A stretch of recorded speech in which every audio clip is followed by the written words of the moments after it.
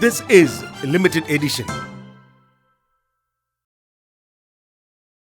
I learned certain lessons of how one can be organically democratic without reading much about democracy. I learned that lesson from my mother. While being a devout Christian, when her son wanted some money to go for the conference of the rationalists, borrowed money and gave to me. So later on I used to think, look, she knew that her son is going to do something which is against the conviction. So the real democracy in practice was seen in my mother by a adolescent boy. Normally in Kerala, every parent, both father and mother, would aspire the child to be an engineer, chartered accountant, doctor, all that. I don't think at any point of your life you had insisted on your child or son to choose a particular pathway. You allowed him to do whatever he wanted. I think this is a lesson to many parents in Kerala. In Kerala society, they are giving this freedom to their children. Some are not giving. Some parents insist their priorities, what they think that their son or daughter should become. That imposition is totally undemocratic. Our problem is that about democracy, we have our concept of voting right, election, politics and all that. In family also there has to be democracy to our children. So practice of democracy should begin from home. In a humble manner, we are trying to do that.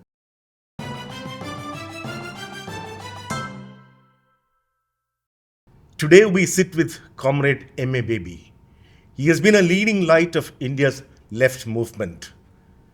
He had served as Kerala's education minister, and today he is the general secretary of the CPIM. His first love is politics, but he also finds enough time for music. Welcome to the show. Thank you. I need to begin with a question which you would never like, but I have to ask you this. Since the formation of the RSS, from the RSS and the birth of Indian Communist Party, Communist Movement, it's about a century now. I remember those in 1950s, Jansangha had such a minuscule percentage of representation in the Lok Sabha. The left MPs were far outnumbered them. But the situation today is different. You see, you made a statement which is factually correct. There is a decline in the influence of CPIM and left as a whole in parliamentary terms. And this is something not a speciality of India. This has been happening in different parts of the world. The mighty USSR got dismantled in the early 90s. East European socialist experiment is no more there. There is an up and down in the broad left formations becoming a force to be reckoned with in Latin America. Then some setbacks also happened there. We need to apply our mind very seriously how and why this is happening. At the same time, couple of days ago, even in mainstream media, there were reports about a massive movement of agricultural laborers, peasants, hapless sections of Indian society, almost 45 to 50,000 of them moving from Nasik to Mumbai. And the so-called very strong, arrogant government of Fadnavis had to negotiate with the leaders of the peasant movement, holding red flag. And many of their livelihood issues, the government assured that within a stipulated time, they would try to find solution. A similar movement had happened in Pahalgad a couple of days ago. In fact, we had our Central Committee meeting up to 18th of January. This started on 19th. They also concluded their massive Padayatra nearly 80 kilometers they traversed, Yeah. 50,000 people, poorest of the poor. So, long and short, you see, electoral performance is one thing, but still in India today, only the red flag is there to defend the rights of the most marginalized sections of society. By this, we cannot justify or explain away Okay. why our electoral strength has been reduced. We are very seriously applying our mind, and we have to find correct answers in coming times. അങ്ങ് ഇരിക്കുന്ന ഈ കസേരയിൽ ഞാൻ പെട്ടെന്ന് കാണുന്ന ആരെയാണെന്നറിയോ? ഹർകിഷൻ സിംഗ് സുർജിത്ത്. ഒരു കാലത്ത് ഹർകിഷൻ സിംഗ് സുർജിത്തിൻ്റെ പാർട്ടിയുടെ സംഖ്യാബലം കൊണ്ടോ ലോക്സഭയിലുള്ള പ്രാതിനിധ്യം കൊണ്ടോ മാത്രമല്ല, അദ്ദേഹം ഒരു ബ്രിഡ്ജ്, ലെഫ്റ്റ് ഡെമോക്രാറ്റിക് ഫോഴ്സസിനെ കോർത്ത് നെക്കിക്കൊണ്ടു പോവുക, UPAക്ക് സപ്പോർട്ട് കൊടുക്കുക. അപ്പോൾ അങ്ങനൊരു റോള് അദ്ദേഹം പ്ലേ ചെയ്തിട്ടുണ്ട്. അതെല്ലാം നമ്മൾ നേരിട്ട് കണ്ടിട്ടുള്ള കാര്യങ്ങളാണ്. യു ഹാവ് ടു ആ റോൾ അങ്ങേക്ക് പ്ലേ ചെയ്തേ പറ്റുള്ളൂ. Because you don't have any western interest except the emancipation of the oppressed people. So are you able to have, or could you are less than 1 year into a general secretaryship. Could you step into his shoes? This is something which I can never imagine that I can do that. Karanam, Harkishen Singh Surjeet is the product of the freedom struggle. Surjeet has been, is a creation of the originating forces of the communist movement and left movement, and product of the freedom struggle, anti-imperialist freedom struggle, direct fight. At the age of 16, he climbed on a post where Union Jack was flying. He removed it and put the flag of Indian freedom there. Okay. At the age of 16. ജയിലിൽ പോയി. അപ്പം അങ്ങനെയുള്ള ഒരു ചരിത്രമാണ് സുർജിത്തിനും ആ കാലഘട്ടത്തിലെ നേതൃത്വത്തിനും ഉള്ളത്. ആ അതോറിറ്റിയോടുകൂടി രാഷ്ട്രീയം കൈകാര്യം ചെയ്യാൻ പിന്നീട് വന്ന ഒരു തലമുറയിൽപ്പെട്ട എനിക്കോ എൻ്റെ സഹപ്രവർത്തകർക്കോ പ്രയാസമുണ്ട്. പക്ഷേ പാർട്ടി നേതൃത്വം ഒരു പൊതു ടീമായി നിന്നുകൊണ്ട് ഇത്തരം ചുമതലകൾ നിർവഹിക്കുന്നതിന് പരിശ്രമിക്കാതെ തരമില്ല. കാര്യം ഈ ചരിത്രഘട്ടം, ഈ ചുമതലകൾ ഏറ്റെടുക്കാൻ ഇപ്പോഴത്തെ കമ്മ്യൂണിസ്റ്റ് പാർട്ടികളുടെ നേതാക്കന്മാരെയാണ് ഏൽപ്പിച്ചിരിക്കുന്ന ഉത്തരവാദിത്വം. ആ ഉത്തരവാദിത്വം എങ്ങനെ നിർവഹിക്കാൻ പറ്റുമെന്നുള്ളത് നിശ്ചയമായിട്ട് ഞങ്ങൾ കൂട്ടായിട്ട് ആലോചിക്കും. Can we see something concrete happening in the near future on the coalition of the forces opposed to Sangh Parivar? Indian political situation is very fluid and complex now. And you would see in the capital city, Delhi, we had a non-BJP former member of the India bloc arrangement in the form of Aam Aadmi Party. Correct. In the helms of affairs. And Narendra Modi could not unseat him, and Kejriwal was fighting. And Kejriwal was, Aam Aadmi Party was part of India bloc. But now they are no more there as the ruling party. Though they are there in Punjab, you see. Yeah. But the point is that a party which is opposed to BJP, which has an all India presence, is a newly formed party, they are unable to be part of India bloc now. They are not technically in India bloc. Correct. So these kind of complexities exist among parties who can be bracketed as generally secular, anti-communal political parties. They are finding it difficult to work together because of the mutual mistrust and distrust. Yeah. So this is the complex situation which we are called upon to handle. This is objective reality, we have to deal with the situation.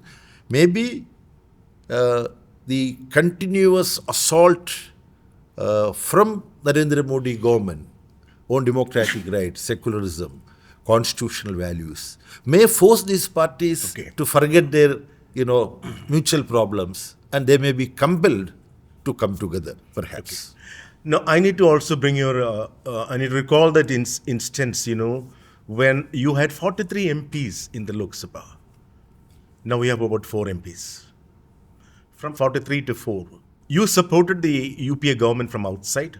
Was it a tactical mistake on your part to call off the support for Dr. Manmohan Singh when Manmohan Singh went ahead with the military partnership with the US?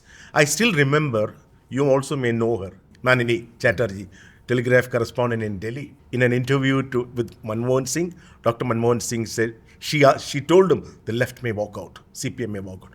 So be it. His famous words. Was it a tactical mistake for you to have pulled out? You see, for a communist party has a nation state based concept as well as a global concept, a universal concept. We were extending support critically from outside to UPA 1 with the statement that we want pro-people policies to be pursued by you. Yeah. And so far as foreign policy is concerned, the interest of the global south should be upheld. When we were saying so, we knew that the then Prime Minister, Mr. Manmohan Singh, he was the author of the report of the South-South Commission, Julius Nyerere Commission. Julius Nyerere was the chairperson and Manmohan Singh was the member secretary. Just before, he was inducted as the finance minister by Narasimha Rao. In fact, here in Trivandrum, in Chandrasekhar Nair Stadium, Congress organized a seminar about the path that need to be taken within the country and in relation to foreign countries.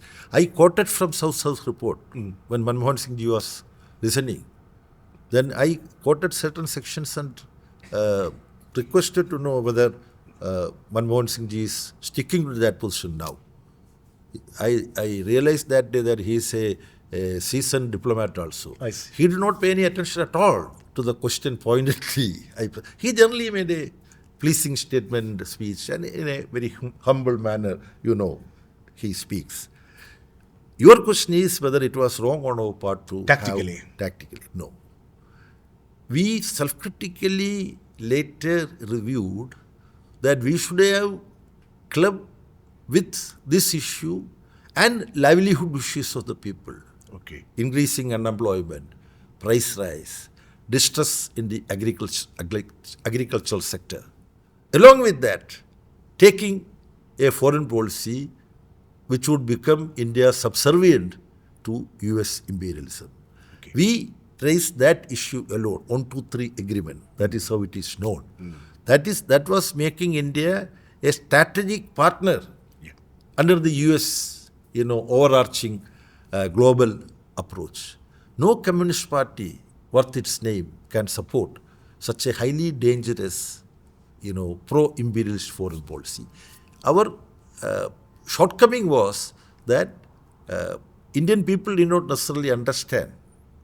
Larger sections of Indian people did not necessarily understand the ramifications of such a foreign policy. Now we are experiencing it. We are unable to say anything when in Gaza, innocent children are being subjected to genocide. A sovereign country is assaulted, violating UN Charter, international law, and its president and his wife, they are being kidnapped and kept in. Actually, had there been a global judicial system, Trump should have been tried for committing international terrorism. Right. Yeah. But that's not the case. Now, Narendra Modi is compelled to remain silent also because Manmohan Singh signed this strategic alliance with American Okay, administration. let's come to Kerala politics now. Kerala now seems to be the last outpost of Indian communism. Your government in Bengal is non-existent. Tripura is the same situation, and on your shoulders fall a great responsibility of ensuring, or rather supporting, Chief Minister Pinarayi Vijayan's push for a unprecedented third term in Kerala politics. But of late, there has been some pre-poll survey conducted by one Amitabh Tiwari, Video Vibe, and in which he says that the difference between the UDF and the LDF is thin, but the LDF is in pole position. It has got an advantage. It might take over. But Pranay Roy, in his decoder, says that one can't say that for certainty. Anything can happen. The left always has a quality of resilience. They would bounce back at the same time. Have you taken note of this particular pre-poll survey? യഥാർത്ഥ സ്ട്രോബെറിയുടെ ഗുണഫലങ്ങളോട് കൂടി തയ്യാറാക്കുന്ന Happy strawberry jam. Combination ഏതുമാവട്ടെ, നാവിൽ രുചിയുടെ പാരമ്യം അനുഭവിച്ചറിയുന്ന അനിർവചനീയ സ്വാദ്. Strawberry, mango, mixed fruit, pineapple എന്നീ രുചികളിൽ Happy jams. Happy keeps everybody happy. These pre-poll surveys are being discussed within our party. We know both these surveys. Before that, making any comment about this, I would like to say that, as I initially pointed out, electoral performance is important in the political framework, but we communists are known to be paying equal, if not more, attention to the non-parliamentary activities where people are being mobilized. In the month of March, we are going to have, 12th of February, we are going to have an all-India strike of workers, which would be supported by, agrarian workers, peasants and so on. SKM extended their support to this because the issues raised by this February 12th strike are the livelihood issues of the masses of Indian population, workers, peasants, agricultural laborers, rural and urban poor. This is important. Then immediately after that, month of February, we are preparing all parts of the country, except states where 6 states we are going to have elections. They would be taking up these issues dovetailed into the election preparations. The entire Hindi heartland, from Jammu Kashmir to Jharkhand, Gujarat, it's a Gujarati speaking state, but we are going to have all India leaders of our party would be going to these states, and they are going to grassroots level with state all India Jatha being carried out in every state, culminating in, that's your parties? Yeah, CPIM. Culminating in a Delhi rally in Ramlila Maidan on 24th of March. We wanted it on 23rd of March because that is Bhagat Singh Day, Sukhdev. So these issues are going to be taken up. Now, coming to the question, UDF ജയിച്ചു കഴിഞ്ഞു, LDF ഗവൺമെൻറ്റിൻ്റെ അന്ത്യദിനങ്ങളാണ് എന്ന് പ്രവചിച്ചവർക്ക് സന്തോഷം പകരുന്നതല്ല ഈ രണ്ട് പഠനങ്ങളും. പക്ഷേ അതിൽ നിന്നും LDF ജയിച്ചു കഴിഞ്ഞു എന്ന അമിതവിശ്വാസത്തിലേക്ക് ഞങ്ങൾ പോകുന്നത് ഗുണകരമാവില്ല. ഞങ്ങളുടെ എല്ലാം വിശ്വാസം കേരള രാഷ്ട്രീയത്തിൽ പ്രവർത്തിച്ചതിൻ്റെ പരിമിതമായ പരിചയത്തിൻ്റെ അടിസ്ഥാനത്തിൽ പറയാൻ കഴിയുന്നത് ഇടതുപക്ഷ ജനാധിപത്യ മുന്നണിക്ക് ജനങ്ങളുടെ വിശ്വാസം വരാനിരിക്കുന്ന നിയമസഭാ തിരഞ്ഞെടുപ്പിൽ വീണ്ടെടുക്കാൻ കഴിയുമെന്ന് തന്നെയാണ്. ഇന്നത്തെ സാഹചര്യം പൂർണ്ണമായ തോതിൽ ഉപയോഗപ്പെടുത്താൻ ഞങ്ങൾ മുതിർന്നാൽ, അപ്പോൾ ആ ഉത്തരവാദിത്വം വളരെ ജാഗ്രതയോടുകൂടി, കാര്യക്ഷമമായി, സൂക്ഷ്മമായ ഇടപെടലോടുകൂടി, അലക്ഷ്യമായ പ്രതികരണങ്ങളും ഒന്നും ഞങ്ങളുടെ ആരുടെയും ഭാഗത്തു നിന്ന് ഉണ്ടാകാതെ പ്രവർത്തിക്കാൻ കഴിഞ്ഞാൽ കേരള രാഷ്ട്രീയത്തിലൊരു വലിയ ചരിത്രം സൃഷ്ടിച്ചുകൊണ്ട് ജനക്ഷേമത്തിലൂന്നി വികസനത്തിൻ്റെ പാതയിലൂടെ ഒരു പുതിയ കേരളം സൃഷ്ടിക്കാനുള്ള ശ്രമം തുടരും. ഞങ്ങൾ LDF ഭരണം തുടരുമെന്നുള്ളതല്ല. LDF ഭരണം എന്ന് പറഞ്ഞാൽ എന്താണെന്നാണ് ഞങ്ങൾ പറയുന്നത്. അത് ജനക്ഷേമത്തിലൂതുക, വികസനത്തിലൂതുക, ഒരു പുതിയ കേരളം സൃഷ്ടിക്കപ്പെടണം. ആ കാഴ്ചപ്പാടോടുകൂടി ഞങ്ങൾ മുന്നോട്ട് വച്ചിട്ടുള്ള സമീപനം, അതിന് കേരളത്തിലെ ജനങ്ങളുടെ അംഗീകാരം ലഭിക്കും. ഞങ്ങളെ സംബന്ധിച്ചിട്ടുള്ള ചില വിമർശനങ്ങൾ ജനങ്ങൾക്കുണ്ട്. ആ വിമർശനങ്ങളാണ് ത്രിതല പഞ്ചായത്ത് തിരഞ്ഞെടുപ്പിൽ ഞങ്ങൾക്ക് പല സ്ഥലങ്ങളിലും അപ്രതീക്ഷിതമായ തോൽവിയായിട്ട് തീർന്നിട്ടുള്ളത്. അപ്പോഴും ഇടതുപക്ഷ ജനാധിപത്യ മുന്നണി എന്ന രാഷ്ട്രീയ കൂട്ടായ്മയുടെ പ്രസക്തിയും ജനങ്ങൾക്കിടയിലുള്ള സ്വാധീനവും ത്രിതല പഞ്ചായത്ത് തിരഞ്ഞെടുപ്പിൽ പോലും വ്യക്തമായിരുന്നു. 14 ജില്ലകളുള്ളതിൽ 7 ജില്ലയിൽ LDF ആണ് ജയിച്ചത്. പക്ഷേ കോർപ്പറേഷനുകൾ ഭൂരിപക്ഷവും തോറ്റു, മുനിസിപ്പാലിറ്റികൾ ഭൂരിപക്ഷവും തോറ്റു. അതൊരു യാഥാർത്ഥ്യമാണ്. ആ തോൽവിയല്ലെന്ന് ഞങ്ങൾ പറയുന്നില്ല, വാദിച്ചുറപ്പിക്കാൻ ഞാൻ പുറപ്പെടില്ല.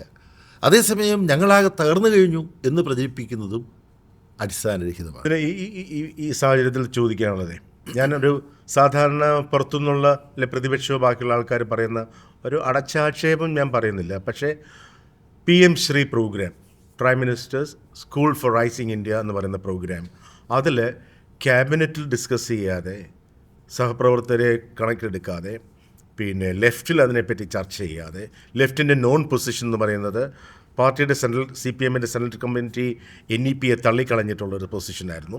എന്നിട്ടും എഡ്യൂക്കേഷൻ മിനിസ്റ്റർ ശിവൻകുട്ടി അവിടെ പോയി അവിടെ ഒപ്പിട്ട് കൊടുക്കും. പിന്നെ അതിനെ പിന്മാറേണ്ടി വന്നു. ഒന്നാമത് ഈ PM ശ്രീയുമായി ബന്ധപ്പെട്ട ചോദ്യങ്ങൾ ഉന്നയിക്കുമ്പോൾ അതിപ്പോൾ ഒരു അടഞ്ഞ അധ്യായമാണ്. യെസ്, അതാണ് ഒന്നാമത്തെ കാര്യം. കറക്റ്റ്.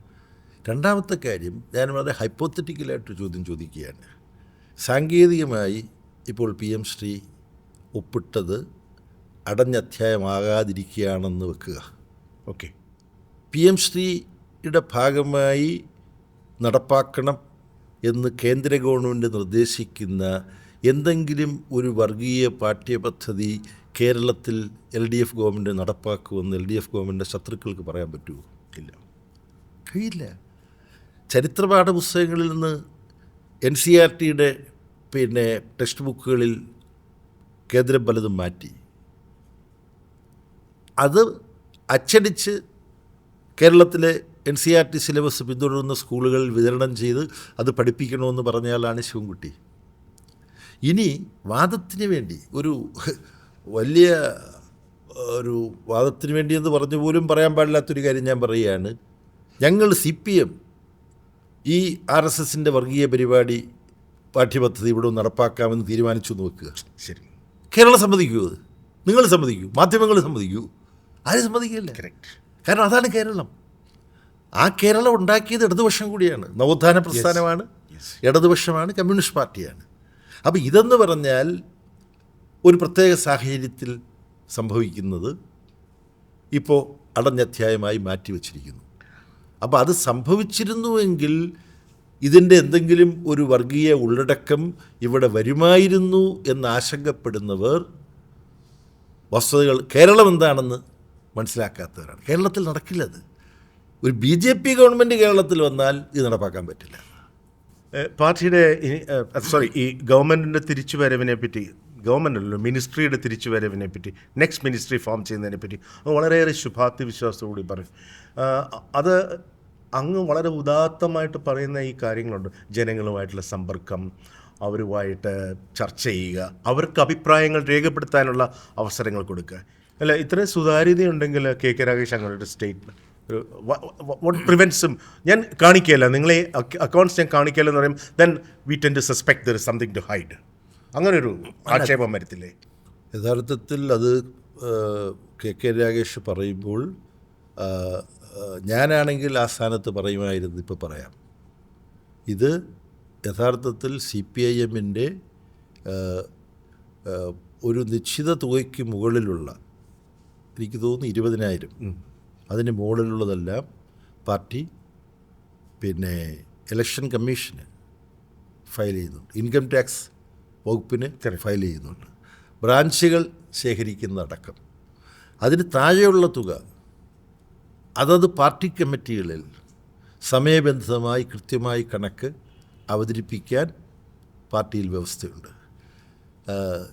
ഞാനിപ്പോൾ ഇനി തുറന്നു പറയാൻ പോകുന്നതിനെക്കുറിച്ച് ആൾക്ക് ചിലപ്പോൾ ഒരു അതിശയം ഉണ്ടാവും. എന്താണെന്നറിയൂ,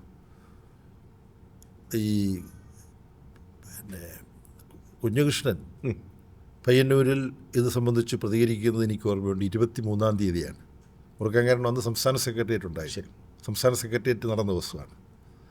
അതിന് ഒരാഴ്ച മുമ്പ് കൂടിയ പാർട്ടി കേന്ദ്ര കമ്മിറ്റിയിൽ അവതരിപ്പിക്കാൻ വേണ്ടി അതിന് ആഴ്ചകൾക്ക് മുമ്പ് ചേർന്ന പോളിറ്റ് ബ്യൂറോ തയ്യാറാക്കിയ അജണ്ടയിൽ ജനറൽ സെക്രട്ടറി എന്നുള്ള നിലയിൽ ഞാൻ വിശദീകരിച്ച ഒരു ഭാഗമുണ്ട്. അത് പാർട്ടിയിൽ കണക്കുകൾ സൂക്ഷിക്കുകയും അത് കൃത്യമായും സൂക്ഷ്മമായും ഉപരി കമ്മിറ്റിക്ക് അറിയിച്ചു തരികയും ചെയ്യണം. ഈ കണക്കുകൾ ബ്രാഞ്ച് മുതലുള്ള വരുമാനത്തിൻ്റെ കണക്കുകൾ അത് ഇൻകം ടാക്സ് ഡിപ്പാർട്ട്മെൻറ്റിനും ഇലക്ഷൻ കമ്മീഷനും രണ്ടിനും കൊടുക്കണമെന്നാണ് എൻ്റെ ഓർമ്മ. എന്തായാലും കേന്ദ്ര ഗവൺമെൻറ്റിൻ്റെ ഏജൻസികളെ ഏൽപ്പിക്കണം. അത് കൃത്യമായി ഏൽപ്പിച്ചില്ലെങ്കിൽ പാർട്ടിയുടെ ദേശീയ പാർട്ടി എന്നുള്ള തരത്തിലുള്ള അംഗീകാരത്തെ തന്നെ ബാധിക്കും, രജിസ്ട്രേഷനെ ബാധിക്കും.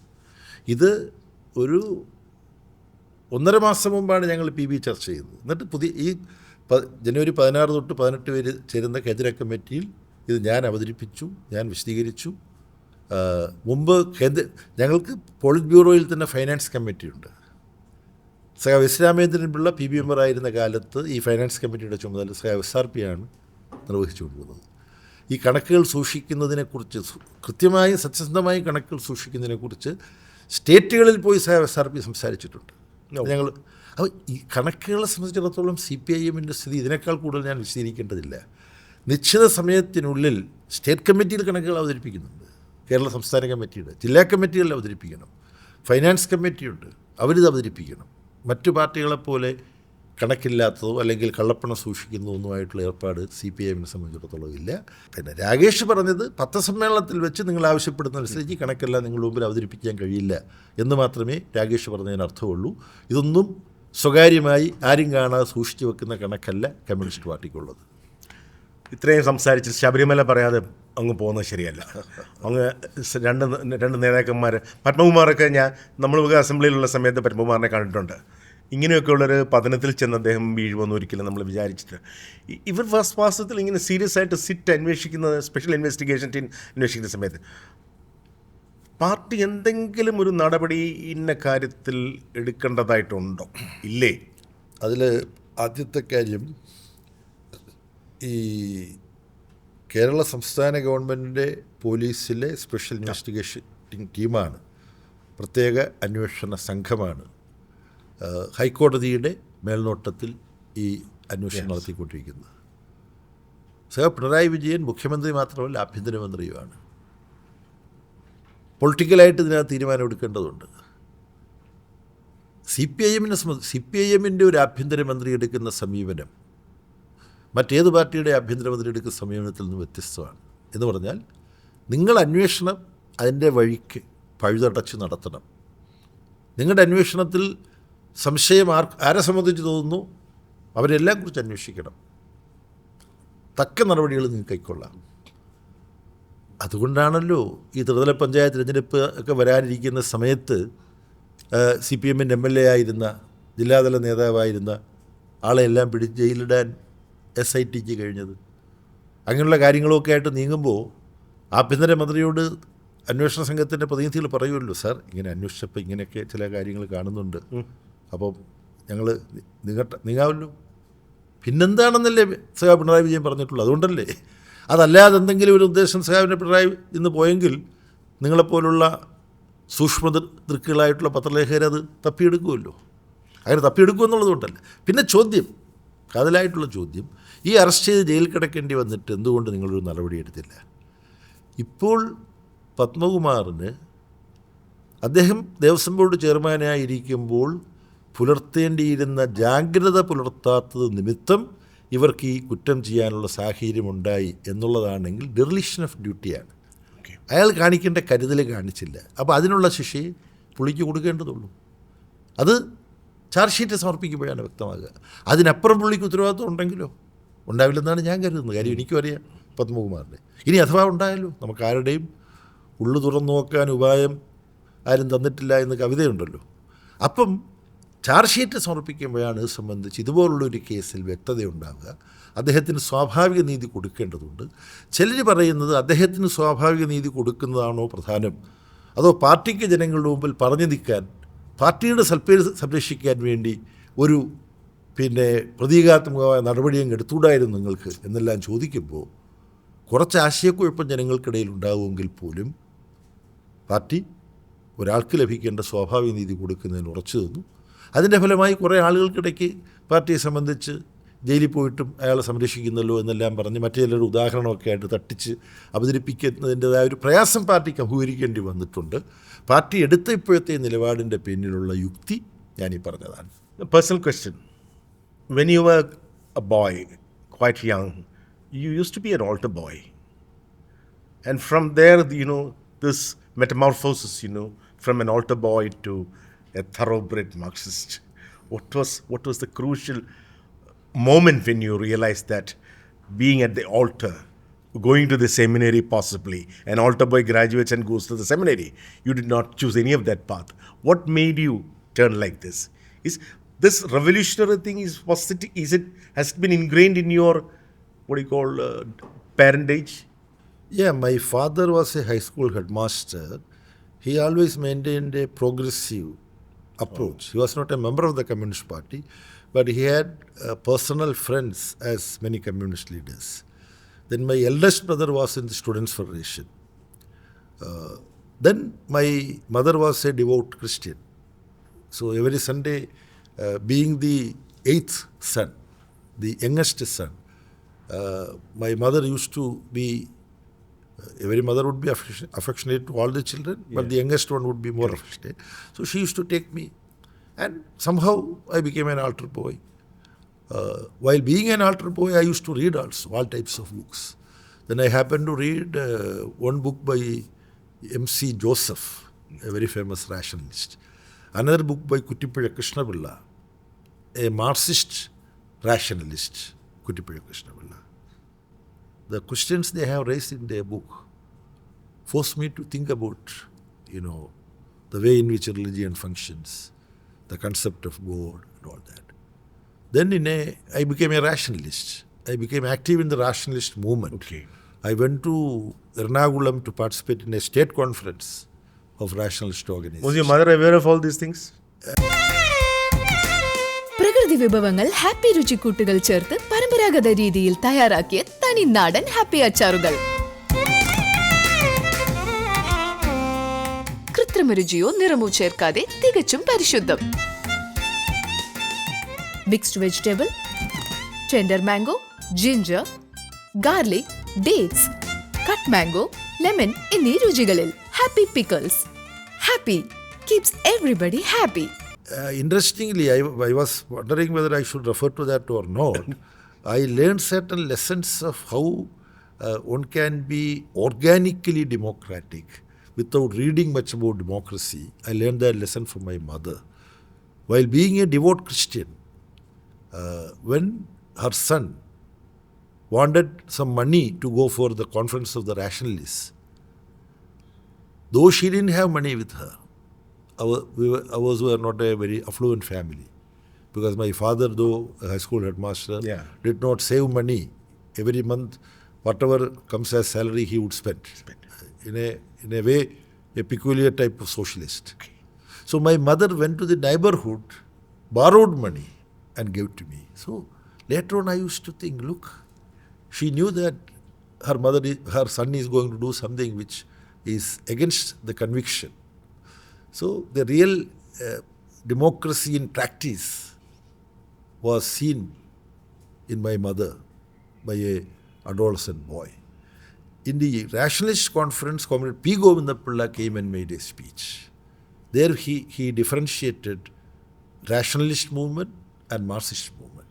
Okay. He said being rationalist is good, but you have to progress from there as a Marxist. Only then. Anyway, that is how the transformation has taken place. Okay, that's great. All kudos, all tributes to the mother for going and borrowing money and giving to an altar boy to go and attend a rationalist association. Great. Next is, we need to congratulate you as a parent. You have only one son, Ashok Betty Baby. He's a guitarist with Thaikudam. Normally in Kerala, every parent, both father and mother, would aspire the child to be an engineer, chartered accountant, doctor, all that. I don't think at any point of your life you had insisted on your child or son to choose a particular pathway. You allowed him to do whatever he wanted.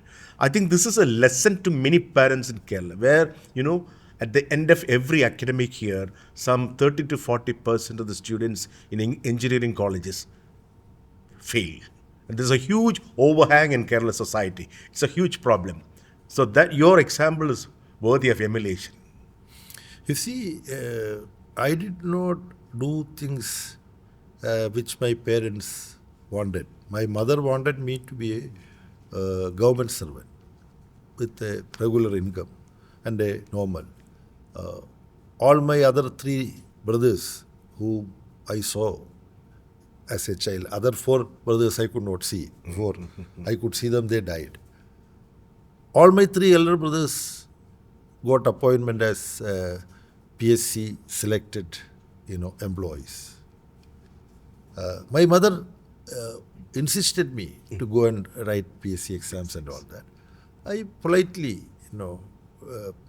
declined to do that, and I chose my own path.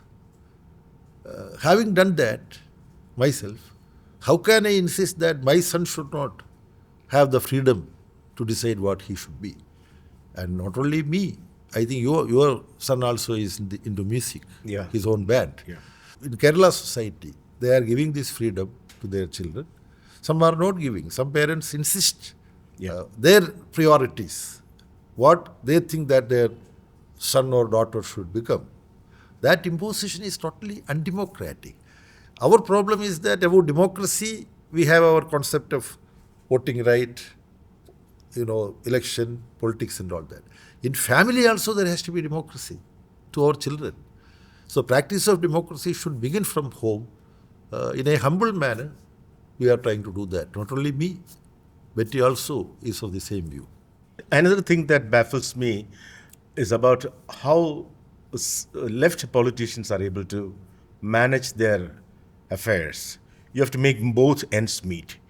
I've heard of this particular thing, the late E.M. Sambudripad frequently contributing articles to various newspapers. Of course, those were not the TV days, and all the remuneration that comes in the form of checks, it would be sent to the AKG center. Somebody is interested at the AKG center to go in and cash it. And he never took anything for himself.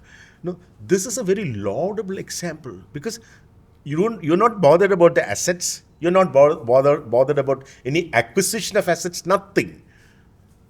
I presume how do you manage in the party like this? Do you get enough money to meet your needs? You see, to respond to your question, first of all, we go back in history to find out how our forefathers, if I may say so, Marx and Engels used to conduct their life. You see? Anyway, I don't want to go into, for example, Marx was trying also to get some job to carry on with his study, writing and all that. And it is famously stated that because of his handwriting, he could not get a job. The story is like that. When he read that somebody in some office, railway office or so, there is some vacancy. When Marx appeared for this interview, the interview was very simple. He was given a piece of paper and he was asked to write something on the paper. He did it and he returned it. After having looked at it, Marx was told that no, you cannot be appointed, you can. Because what he had written was illegible. It was not legible. It was not legible. Correct. So, some people say that if he could write in a legible manner, perhaps he would have got that job and that job would have occupied him fully. And he would not have written Communist Manifesto, Capital. Anyway, to ensure the survival of Karl Marx, Engels used to work in his father's, weaving mill and send money. That was the allowance. Marx, in party, we all get allowance. Yeah. You see, Marx allowance, they were making the party. You see, Engels and Marx. So, Engels used to work for the sustenance of Karl Marx also. Now, we take a fast forward in our party. See, all the leaders were from different strata they came. P. Krishnapilla was was the founding secretary of our party in Kerala. You see, he was from a working class background. You see, so from the party fund, allowance was decided for the survival. It is famously referred when Krishnapilla sent V.S. Achyutanandan to Kuttanad to organize the agricultural laborers. Krishnapilla asked V.S. to stop working in a coir factory. Okay. You see? And he was given 5 rupee to begin with. 5 rupees is not a small amount those days. See, with that, so there is a system of party allowance. And now I am very, very, embarrassed to say after all this, when I started working as a whole-timer in All India Center, Okay. my allowance per month was 120 rupees. And there was an accommodation available. Okay.